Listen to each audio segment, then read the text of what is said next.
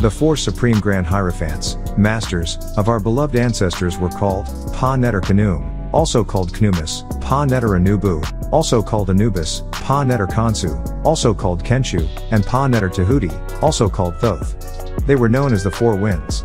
Khnum was from Sunu Aswan, which is Nubia or Ta-Nehisi, Sudan, at Elephantine Island at the northern part of the first cataract of the Nile. Pa-Neter Khnum, the supreme being Khnum, was part of a triad: 1. Khnum, 2. Setet, and 3. Atet. He is the Neter supreme being of creation. He created human beings from mud, fashioned into shape or black mud. He is the God who created in the Bible Torah of the Jews, and the Allah al-Khaliq in the Quran of the Muslims, as its Khaliq, a creator. The same attributes as their God of creation, who molded human beings in his or their image and after their likeness, of the dust, clay, mud of the earth. The us or we in your Bible or Quran is Khnum's triad. As they said in Genesis 1:26, and God Elohim said, "Let us make man Adam in our own image after our likeness." However, Khnum predates both the Torah Bible of the Jews and Christians, and the Quran of the Muslims. Now you tell us, how can the name of the gods be that close, and the very story of creation be the same, unless it was taken from the Egyptians? And they were, all of them. You have more than one creation in your holy books. The first is the creation of the angelic beings, the Mala'ikat. After that you have the gods, Elohim, and after that, the Yahweh Elohim, and then the Adams and the Eves, and don't forget the Nakash or serpent. Khnum is the one who got the script or the chemical chart in the form of DNA on how to create a being in their image and after their likeness. The Elohim created the black man. The original Asiatic black man, the Hindu. Genesis 1:26-27. Black skin, straight hair, unlike the original green-skinned god with woolly hair, as the green hue of the Ethiopians. The race of Hindu or Aryans, whose spirit forces is from Nirvana, their own heaven, created a man and woman, Genesis 2:7, in their own image and after their own likeness. This Adam was alike in all ways, but in skin color he was ghost or transparent in skin, and had white thin hair with colorless eyes. He was evil by nature. From this seed was also born the blonde yellow hair, blue-eyed six ether beings, who has more than transparent skin, but has an infectious disease called leprosy, cursed seed of Canaan. Genesis 9:2, Leviticus 13:14. All this was began by the four higher races of beings: 1. The Neteru, Egypt; 2. The Anunnaki, Sumer; 3. The Namos, Mali; and 4. The Elul, in the heavens. Altogether called the Neterot, the gods, the supreme beings. The Negro race is the sons and daughters of these gods. And as such they are also gods, the children of the Most High. Khnum is Allahu al-Khaliq, but Tehuti is the one who writes and records the formula as a Neter of the Neteru. The being who came on the man-jet and landed in Sudan, Africa. Khnum was the actual alchemist, and Tehuti was the one who logs the actual act. Tehuti oversaw the project, like Enki oversaw the project of Ninti of the Anunnaki, the being who came on Nibiru and crashed down in the Persian Gulf. Khnum's job was to take the beings that are hermaphrodites and hybrids who couldn't procreate and make them into beings that can reproduce, in cycles of 9-9. Spinning of the universe of procreations had several failures, and produced a bunch of deformed beings. Albinism is one mistake of what's called ghost people before they got it right by breaking the potter's wheel. They changed the system from using the laboratory tubes and started inserting it inside of females. Khnum gave the power to procreate to female through mitochondrial DNA, which gives her the power to give birth. Mito is from Greek mitos, meaning warp thread, and chondria is from Greek chondrion, diminutive of chondros, meaning grain, granule. In Nubia, Sudan, he was known as Dadan. The Pygmies called him Khanuam, the supreme god, god of the rainbow, the actual 7 spheres that protects this planet from the rays of the sun. Genesis 9:13-16, god of the hunters, the human beast, he who kills for fun and sport. His bow was made of 2 serpents, the waters above and the waters below, and is visible to mortals as a rainbow. As you can see, these original Tarites had the name first. In time it became Khnum, the one who molded the body and breathes life into them. So he was the Neter supreme being of fertility, and the potter, Al-Musar the fashioner. When Khnum fashioned and shaped each being from black clay, he would also make their double called the Ka spirit or you, alongside of them. Male and female created he them and called their name Adam, one being, 2 parts, Genesis 5:2. They would have to become one in time. Body and spirit, the Nazif, one self. So we get the Kat body, Ba soul and Ka spirit. Your own real trinity. The 3-part you is God. All others only have Duid, 2 parts, lacking Ba the soul. This is where all of your religions got their stories from. Khnum created each being and allotted them 120 years of physical life in the light, and eternity is the next state of existence, in the pure and holy darkness in which all true supreme beings resides. To him 1,000 years of earth time was one day. It was Khnum who created the cosmic egg. The goose that laid the golden egg comes from this story. Creator of both supreme beings and mortals, Negroes supreme beings, Mongoloids, Caucasoid and others mortals. The Greeks, who also are Hebrew from Noah's grandson Javan, son of Japheth, translates his name Knumis. He is shown as a man with a ram's head very similar to a moon. The hidden name, the secret word. Even in the Bible in Revelation 3:14 all prayers ends with this name. Caucasians worship him as the goat of Baphomet or Mendes. But his horns were wavy as opposed to a moon's sweeping curves. A species of sheep possessing horns like these was Uislangypes paleoegypticos. It is now extinct. They try to make you see the goat and the ram as the same animal, when in actuality they are two separate creatures. Samael or Azazel was known as the scapegoat, not the scape ram. So their trick is to make you think that the ram was a disagreeable creature as the goat was synonymous with evil, but they are two different animals. So the trick used today, is all of the satanic cults and worshippers use the ram as their symbol to make you think that the ram was evil, and that way reverse the symbol of Ra in ancient Egypt, which was the ram into an evil symbol. Khnum's first wife Anukis is shown Wiritig the feather of the red parrot. A bird restricted to Sudan, Africa. His second wife was Satis, who was also his daughter by Anukis. Her name means she who runs like an arrow. She is shown holding a bow and arrow, and the Greek link her with Hera, daughter of Cronus or Kronos, son of Uranus and Gaia, and Rhea. So all the Greek gods come through him and his family, which came from Tar-Nahisi, Sudan. All Canaanites, white, ghost people worship Egyptian Neterot supreme beings. All Arabs also, and many just don't know the truth. Satis or Sati is also linked to Septet, or Sibtu, which the Greeks call Sothis, now called Sirius, the dog star. Satis is seen with a 5-pointed star upon her head. She was the netard of the sunbeam as the sun illuminates the world. Khnum is also known as Knemu, Knef, Chnufis the maker of souls of the Neterot supreme beings and the spirits of the Inosa mortals by the use of the higher faculties while functioning in the physical body. Ankwit also called Noki, the netard of the net. To live the life in the physical regardless of one's personal responsibility. Demanding that one's right be respected but ignoring the obligation to respect the rights of others. She was guardian over will. Choice given by her mate to each creator he created. To respect others' right of choice is to wear the net of Anukis, so Khnum is birth, creation, life itself. So he is one of the 4 points in existence. A prayer is said as you stand before him in the midst of the Holy of Holies shrine temple, the Black Pyramid. The universe is mental and physical held in the mind of the All, which are in all. The All is physical and all is spirit. But what is spirit? There are many degrees or vibrational modes to spiritual existence or spirit beings.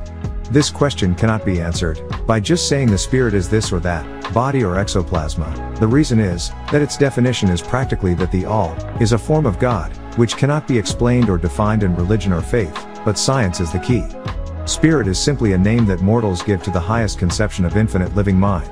It means the real essence, it means living mind, as much superior to life and mind as we know them, as the latter are superior to mechanical energy and matter. Spirit does not transcend our overstanding. Spirit is us, just as matter is us, and the emotional us is soul, and we use the term merely that we may think or speak of the All as other than us. The All is the Son of all. For the purposes of thought and overstanding, we are justified in thinking of spirit as infinite living mind, at the same time acknowledging that we can fully overstand Ka spirit, Ba soul and Kat body. We must either do this or stop thinking of the matter at all, because all things that matter has spirit and if it cares it has soul. Let us now proceed to a consideration of the nature of the universe, as a whole and in its parts. What is the universe? We have seen that there can be nothing outside of all. Then is the universe all? No, but it's the all, as you are a universe.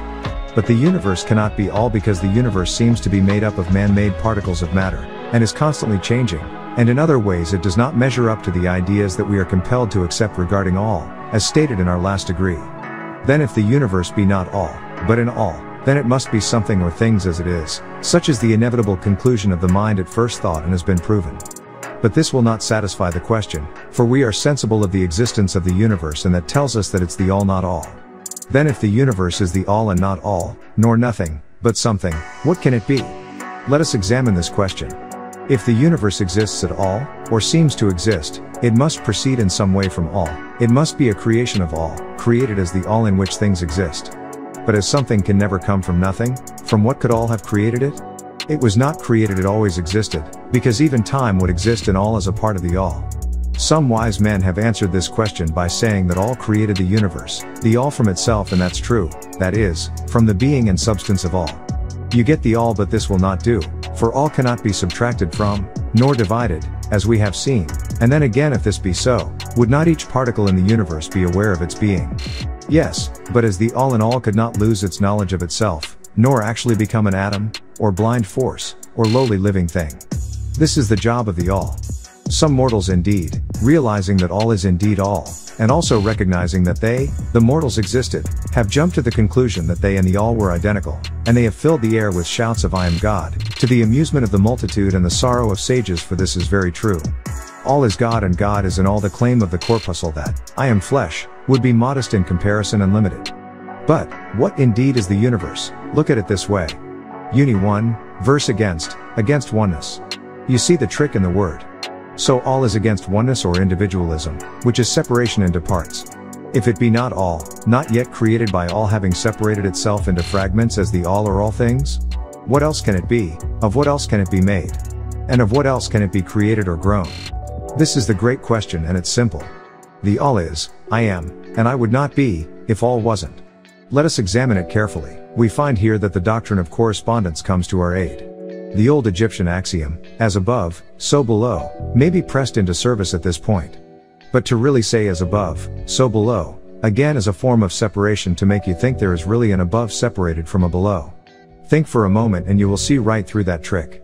It's the same as separating the waters on earth by names, and you begin to accept the Indian Ocean, the Atlantic Ocean, as two separate masses of waters when they are not. Let us endeavor to get a glimpse of the workings on higher planes by examining those on our own. You see, there it is again, higher planes. The doctrine of correspondence must apply to this as well as to other problems. Let us see, on their own plane of being, how do mortals create? Well, first, they may create by making something out of outside materials. But this will not do, for there are no materials outside of all with which it may create. But it may be made or shaped and fashioned. Well, then, secondly, mortals procreate or reproduce their kind be by the process of begetting, which is self-multiplication accomplished by transferring a portion of his substance to their offspring to grow in the womb. But this will not do, because all cannot transfer or subtract a portion of itself, all cannot grow, the all can. But all cannot become less than all and remain all, nor can it reproduce or multiply itself in the first place. There would be a taking away, and in the second case a multiplication or addition to all, both thoughts being an absurdity. Each new thing in all is not new but was always there. You are not something new, as a new outside creation. That's why the real meaning of creation is to grow. You are here, was there, and will be everywhere at all times. Is there no third way in which mortals create? Yes, there is. They create mentally. And in so doing they use no outside materials, nor do they reproduce themselves, and yet their spirit pervades the mental creation. Following the doctrine of correspondence, we are justified in considering that all creates the universe mentally as the all, in a manner akin to the process whereby mortals create mental images. As image merely means imagination, as figure merely means the number figure, or a picture figure. And, here is where the report of reason tallies precisely with the report of the working mind, as shown by the teachings and writings. Such are the teachings of Tehuti. Such is the teaching of the ancient Egyptian order. All can create in no other way except mentally, and that takes place inside all, as it does inside as the all without either using material, and there is none to use if all is all, or else reproducing itself, which is also impossible, if you see it as creating, making, fashioning, or growing outside of itself as the fools of religion want you to believe. There is no reason, which, as we have said, agrees with the highest teachings of the working mind. Just as you, student of the ancient Egyptian order, may create a universe of your own in your mentality, so does all create universes in its own mentality, of which we all are a art. But your universe is the mental creation of a finite mind. The all is within it, whereas that of all is the creator of infinite and finite. The two are really one a kind, but infinitely different in degree. We shall examine more closely into the process of creation and manifestation, as we proceed. But this is the point to fix in your minds at this stage: the universe, and all it contains, is a mental creation of all. Verily, indeed, all is mental in the mind, and the all are in all. The all exists in its infinite mind countless universes, which exist for eons of time, and yet, to the all, the creation, development, decline and death of a million universes is as the time of the twinkling of an eye. The all thinks things into being, yet doing this great work as a part of all. The infinite mind of the all is the womb of universes, and finite breathing life in all living things. The doctrine of gender is manifested on all planes of life, material, mental and spiritual. But, as we have said before, gender does not mean sex. Sex is merely a material manifestation of gender. And that's deceiving, for each male is female and each female is male at conception. Gender means relating to generation or creation, not really which sex you are. And wherever anything is generated or created, on any plane, the doctrine of gender must be manifested. And this is true even in the creation of universes. Now do not jump to the conclusion that we are teaching that there is a male and female creator. All is not male or female but in fact both. The creator being a male as God or Allah is he who creates, or Elohim said let us create man. That idea is merely a distortion of the ancient teachings on the subject. For in all of them you find the plural for God, not single. Even the Trinity is a confession. 1. Father, 2. Son, 3. Holy Ghost. Allah has 99 attributes or titles, but he is also a plural in the Quran as Alihat. But again, they give this creator a gender, he. The true teaching is that the all, in itself, is above gender being both male and female, as it is above every other law, including those of time and space. But of object or thing we have who is first to deal with. It is the law, from which the laws proceed, and it is not subject to them. But when the all manifests on the plane of generation or creation, then it acts according to law and doctrine, for it is Hanu, moving on a lower plane of being. And is now known as the mother, through mitochondria DNA. And this newfound fact proves all monotheistic religions, Mosesism, Christism, and Mohammedism have been wrong. All the time God is not a he if scientists have proved it to be a fact, Ashi as the ancient Egypt has been saying all along. As the center of physical creation being Taurit or Torit, as the Greeks call her Theris, patroness of birth and reproduction. And consequently, it manifests the doctrine of gender, in its masculine and feminine aspects, on the mental plane. Of course, if she is female there must be the male doctrine within her to create it from herself. This idea may seem startling to some of you who hear it for the first time, but you have all really passively accepted it in your everyday conceptions. You come from your mother's womb, not your father's. Women give birth to the child, she shapes and fashions it in her womb. You speak of the fatherhood of God, and the motherhood of nature. God is a part of nature, so God had to be born of a mother. So you created your Jesus Christ story so that God could be born from Mary his mother. The divine father, and nature, the universal mother, is all wrong. The divine who works through nature with this fact, and have thus instinctively acknowledged the doctrine of gender in the universe. Is this not so? And the Egyptian teaching does not imply a real duality, all is all, not one. The two aspects are merely aspects of manifestation. The teaching is that the masculine doctrine manifested by all, stands wrong in all ways, apart from the actual mental creation of the universe. It projects its will toward you, which may also be called nature, whereupon the latter begins the actual work of the evolution of the universe, from simple centers of female activity on to male, even the word shows male and female. Not the other way around, and then on and on still higher, all according to well-established and firmly enforced laws of the divine working through herself as Mother Nature. If you prefer the old figures of thought, you may think of the masculine doctrine as God, the Father, Allah, Adonia, Christ, Jehovah, Lord, and of the feminine doctrine as nature, but you are now proven wrong. The universal mother is the master key, from whose womb all things have been born. This is more than a mere poetic figure of speech, it is an idea of the actual process of the creation of the universe. But always remember, that all is not one, and that in its infinite mind the universe is generated, created and exists beyond gender. It may help you to get the proper idea, if you will, apply the law of correspondence to yourself, and your own mind. You know that the part of you, which you call I, in a sense, stands apart and witnesses the creation of mental images in your own mind. The part of your mind in which the mental generation is accomplished may be called the me, in distinction from the I, which stand apart and witnesses and examines the thoughts, ideas and images of the me. As above so below, remember, and the phenomena of one plane may be employed to solve the riddles of higher or lower planes. Is it any wonder that you, the child, feel that instinctive reverence for all as a part of the all, which feeling we call religion, that respect, and reverence for the mother mind? Is it any wonder that, when you consider the works and wonders of nature, you are overcome with a mighty feeling which has its roots way down in your inmost being? It is the mother mind that you are pressing close up to, like a babe to the breast. Do not make the mistake of supposing that the little world you see around you, the earth, which is a mere grain of dust in the universe, is the universe itself. There are millions upon millions of such worlds, and greater. And there are millions of such universes in existence within the infinite mind of all, and you can and will visit all of them on this great journey. And even in our own little solar system, in your solar plex, there are regions and planes of life far higher than yours, and beings compared to which you earthbound mortals are as the slimy life forms that dwell on the ocean's bed when compared to mortals. There are beings with powers and attributes higher than mortals have ever dreamed of, the gods who worshipped, possessing the Netherot supreme beings.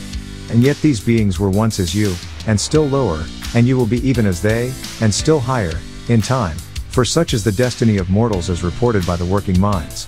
And death is not real, even in the relative sense, it is but birth to a new life in all, and you shall go on, and on, and on, to higher and still higher planes of life, for eons upon eons of time. The universe is your home, and you can never explore its farthest recesses nor reach the end of time, for they don't exist in all. You are dwelling in the finite link to the infinite I mind of all, and your possibilities and opportunities are not limited, both in time and space. And at the end of the grand cycle of eons, when all shall draw back into itself all of its creations, you will go gladly, for you will then be able to know the whole truth of being at one with all. Such is the report of the Creator Master Tehuti, those who have advanced well along the path. And, in the meantime, rest calm and serene, you are safe and protected by the infinite power of the Mother Mind, manifested as the Father Protector called best. Within the Mother Mind, mortal children are at home. There is not one who is motherless in the universe.